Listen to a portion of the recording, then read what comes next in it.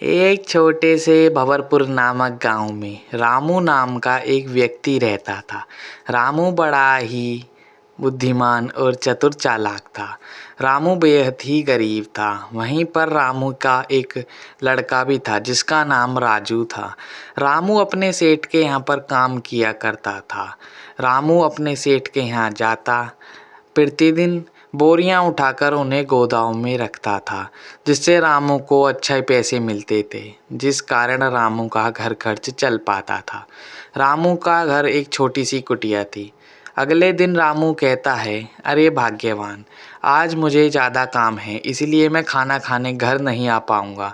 तो तुम मेरा खाना लेकर सेठ के गोदाम पर ही आ जाना, क्योंकि आज बहुत काम है। रामू इतना अपनी पत्नी को बताने लगता है। कुछ देर के बाद रामू अपने काम पर चला जाता है।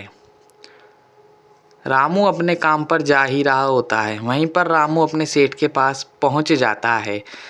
वहीं पर रामू की पत्नी उर्मिला खाना लेकर बाहर खड़ी ही हुई थी, लेकिन उसको कोई भी दिखाई नहीं दे रहा था। इसीलिए रामू की पत्नी उर्मिला खुद ही खाना देने के लिए चली गई। तभी अचानक उर्मिला रास्ते में जा ही रही थी। उर्मिला के पैर में एक सांप ने आकर काट लिया, जिससे उर्मिला को लगा कोई कीड़ा है, लेकिन ये उसकी सबसे बड़ी भूल थी। वो कीड़ा नहीं था, वो एक सांप था। वहीं पर उर्मिला वहीं पर बेहोश हो जाती है और मौत हो जाती है। तभी सेठ आकर रामू को बताते हैं ये सारी घटना। तुम्हारी पत्नी को सांप ने काट लिया है और सभी गांववासी इकट्ठे हैं, जल्दी से जाओ। वहीं पर रामू जब ये सब बात सुनता है तो तुरंत अपनी पत्नी के पास दौड़ा दौड़ा चला आता है। जब रामू अपनी पत्नी को देखता है तो वो काफ़ी परेशान और भयभीत हो जाता है। लेकिन काफ़ी दिन बीत जाते हैं। रामू एक दिन अपने घर पर ही था। आज रामू काम पर नहीं गया है। आज रामू अपनी पत्नी के बारे में सोच सोच कर रोने लगता है। वो कह रहा था कि तुम इतनी जल्दी मुझे छोड़कर चली गईं, अब इस बालक का कौन ध्यान रखेगा, इसका पालन पोषण कौन करेगा। ऐसा कहकर रामू बड़ा ही उदास और परेशान हो रहा था। तभी रात हो जाती है। अगले दिन रामू अपने काम के लिए दोबारा से जाने लगता है। वहीं पर रामू का लड़का राजू काफ़ी जल्दी बड़ा हो गया था। अब रामू को कोई चिंता फ़िक्र नहीं थी, क्योंकि अब राजू काफ़ी बड़ा हो गया है और राजू की सरकारी विभाग में नौकरी भी लग गई है। वहीं पर रामू ने राजू की शादी करवा दी है। वहीं पर रिश्ते वाले आज राजू को देखने के लिए आए हैं। दोनों में बात पक्की हो जाने के बाद राजू और शिवानी की शादी करवा दी, जिससे वो दोनों खुश थे। तभी अगले दिन राजू ढेर सारे पैसे लाकर शिवानी को देने लगता है। तभी रामू राजू से पूछता है कि इतने सारे पैसे बेटा तुम पे कहाँ से आए, तुम्हारी इतनी तो सैलरी नहीं है। तभी राजू बोलता है, पिताजी आपको क्या पता, इसे कमीशन कहते हैं। कमीशन का मतलब होता है कि ऊपर से हम कुछ पैसे लेते हैं। तभी रामू कहने लगता है, अच्छा बेटा, तो तुम अब घूस भी लेने लग गए हो। बेटा ये सही बात नहीं है। नेकी का खाओगे तो ज़्यादा दिन तक सुखी रह पाओगे। ऐसा घूस लेते रहोगे तो बेटा कभी भी सुखी नहीं रह पाओगे, क्योंकि तुम जिनसे घूस लेते हो बेटा, एक दिन वो ऐसी बद्दुआ देंगे कि तुम कंगाल हो जाओगे। तभी राजू को गुस्सा आता है। राजू कहने लगता है, आप चुप रहिए, आप मेरे काम में दखलंदाजी नहीं दीजिए। मुझे पता है किससे कब क्या लेना है। आखिरकार हमें ऐसा ही तो पैसा कमाना है, नहीं तो आजकल हमें कोई भी नहीं पूछेगा पिताजी। राजू इतना कह रहा था। तभी रामू को थोड़ा सा गुस्सा आ जाता है। रामू कहने लगता है, ठीक है बेटा, जो तुम्हें ठीक लगे तुम वैसा करो, लेकिन मेरी एक बात ध्यान रखना, कभी भी बेईमानी का पैसा हजम नहीं हुआ है। कमाना है तो ईमानदारी के साथ कमाओ, बेईमानी के साथ नहीं। इतना कहकर रामू वहाँ से चला जाता है। वहीं पर शिवानी कहने लगती है, ये आपने ठीक नहीं किया, आखिरकार आपको पिताजी की बात मान लेनी थी। तभी रामू कहने लगता है, अब तुम मुझे सिखाओगी आखिरकार मुझे किसकी बात माननी चाहिए। चलो ये पैसे लो और जाकर रखो। तभी रामू अपने सेठ के पास पहुंच जाता है और वहीं पर काम करने लगता है। अगली सुबह होते ही राजू फिर दोबारा से अपनी पत्नी को ढेर सारे पैसे लाकर देता है। रामू जब ये सब चीज़ देखता है तो अपने पुत्र को दोबारा से रोकता है। बेटा, तुम ये ठीक नहीं कर रहे हो। तुम कितने जनों से घूसखोरी लेते हो, ये अच्छी बात नहीं है। तभी दोनों आपस में लड़ ही रहे थे, तभी राजू और पैसे निकाल कर देता है। ये सब चीज़ अच्छी नहीं है। तभी शिवानी बोलती है, पिताजी ठीक ही कह रहे हैं, आखिरकार अब तुम्हें घूसखोरी कर देना बंद कर देना चाहिए, क्योंकि ये अच्छी बात नहीं है। किसी व्यक्ति का जी दुखाकर तुम उससे पैसे लेते हो, वो हमें कभी सुखी नहीं रहने देगा, वो हमें ढेर सारी बद्दुआएं देगा। इसीलिए तुम अब ये सब चीज़ बंद कर दो।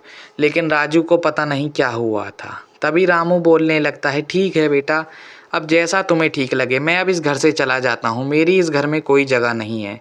तभी शिवानी बोलने लगती है, पिताजी आप कहाँ जाओगे, ऐसे संसार में आप कहाँ पर रहोगे, वो भी अकेले। तभी रामू बोलने लगता है, कोई बात नहीं, मुझे रखने वाले बहुत हैं, लेकिन मैं ऐसे घर में कतई भी नहीं रहूँगा जिस घर में घूसखोरी ली जाती हो। इतना कहकर रामू वहाँ से चला जाता है। शिवानी कहने लगती है, ये आपने ठीक नहीं किया है आज। तभी रामू अपने सेठ के पास पहुंच जाता है और अपने सेठ को वो सारी बातें बताने लगता है। सेठ भी काफ़ी ज़्यादा गुस्सा हो रहा था, क्योंकि जब रामू ने अपने सेठ को ये सारी बातें बताईं, तभी सेठ कहने लगता है, हाँ ठीक कह रहे हो रामू, जब बच्चे बड़े हो जाते हैं तो वो अपने माँ बाप को इसी प्रकार से घर से बाहर निकाल देते हैं, क्योंकि आखिरकार बच्चों को अपनी ही चलानी होती है। चलो कोई बात नहीं, तुम मेरे यहाँ पर काम करो, मैं तुम्हारा ध्यान रखूँगा और तुम्हें टाइम से पैसे देता रहूँगा। वो दोनों आपस में ऐसे ही बात कर रहे थे। वहीं पर अगले दिन रामू अपने सेठ के पास ही था। तभी राजू बड़ा ही परेशान हो रहा है। राजू अपनी पत्नी से कहता है, आज मैं बड़े ही दुविधा में हूँ, क्योंकि आज मुझे रिश्वत लेते हुए एक सरकारी ऑफिसर ने पकड़ लिया है और आज मेरी नौकरी चली जाएगी। साथ ही साथ उसने पुलिस में रिपोर्ट भी लिखवा दी है। कुछ देर में पुलिस मेरे घर पे आती होगी। अब मुझे जल्दी से कुछ ना कुछ तो करना है। वहीं पर राजू ही बड़ा परेशान हो रहा था।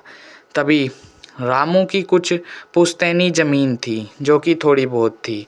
आज उस ज़मीन का बिकाऊ होने वाला है। तभी सेठ रामू के पास पहुंचता है और रामू को एक खुशखबर देता है कि तुम्हें पता है रामू, आज तुम्हारी वो बरसों पुरानी थोड़ी सी ज़मीन बिकने वाली है, जिसका हमें काफ़ी अच्छा मुनाफा हो रहा है। वो ज़मीन एक बिल्डर ले रहा है और आज हमारी किस्मत चमक गई है। तभी रामू जब ये सब बातें सुनता है तो रामू बड़ा ही खुश हो जाता है कि अच्छी बात है, आखिरकार भगवान ने सुनी तो हमारी, लेकिन बहुत देर से सुनी। चलो अच्छा है, वैसे भी उस ज़मीन में कुछ भी पैदावार नहीं होती थी। आखिरकार अच्छा है कि कोई व्यक्ति उस ज़मीन को खरीद ले। इतना कहकर अगले दिन अगली सुबह होती है, लेकिन राजू बड़ा ही परेशान हो रहा था। राजू के घर पे तभी पुलिस आ जाती है और राजू को सस्पेंड कर देती है उसकी नौकरी से, और वो सारा पैसा लेने के लिए आ जाती है जो पैसा उसने लिया था। राजू के पास पैसा नहीं था, इसलिए राजू को घर गिरवी रखना पड़ा। तभी राजू की पत्नी और राजू दोनों अपने पिताजी के पास पहुंच जाते हैं और उन्हें ये सारी बातें बताते हैं। तभी सेठ जी कहते हैं, आज तुमने अपने पिताजी को घर से बाहर निकाला और देखो तुम्हें इसका अंजाम मिल गया है। आखिरकार अब तुम भी इस घर से बाहर ही निकल गए हो।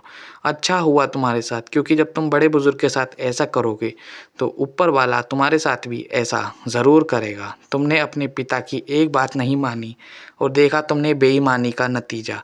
बेईमानी कभी किसी को सुखी नहीं रखती है, हमेशा सभी दुखी रखती है। तुम पहले ही अपने पिताजी की बात मान लेते तो शायद आज यहाँ ना होते।